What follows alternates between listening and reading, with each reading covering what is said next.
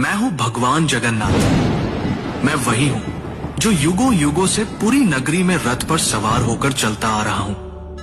पर आज मैं तुम्हें अपने रहस्य का वो सत्य बताने आया हूं जिसे केवल भाग्यशाली ही जान पाते हैं। लोग मुझे जगन्नाथ कहते हैं, पर क्या तुम जानते हो मैं कौन हूं? मैं वही हूं जो द्वारका में श्री कृष्ण था, वही जिसने अर्जुन को गीता सुनाई, वही जिसने राधा के प्रेम को साक्षात ईश्वरत्व में बदल दिया, वही जिसने अधर्म के सामने धर्म को विजयी बनाया।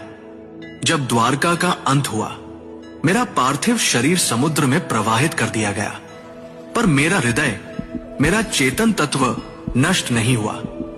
वह दिव्य ऊर्जा, वह ज्वलंत आत्मा समुद्र में एक दिव्य काष्ठ, पवित्र लकड़ी के रूप में प्रकट हुई और बहती हुई पुरी के तट पर आई। उसी समय राजा इंद्रद्युम्न ने मुझे स्वप्न में देखा।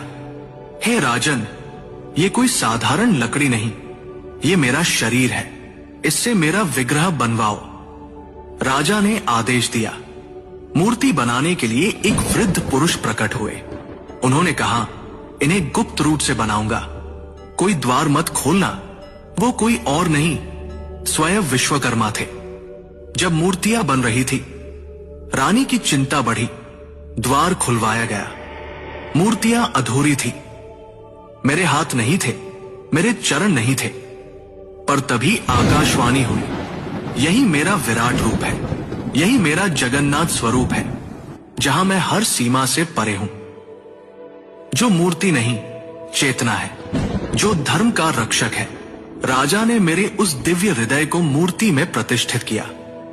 वो हृदय जो श्री कृष्ण रूपी मेरी चेतना का केंद्र था, वो आज भी मेरी मूर्ति में वास करता है।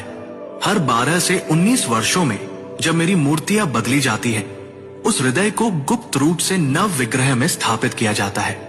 कोई उसे देख नहीं सकता, कोई उसका वर्णन नहीं कर सकता, क्योंकि वो हृदय भौतिक नहीं, दिव्य है। मैं वही हूं जो कृष्ण है, विष्णु है, और फिर भी सबसे परे है।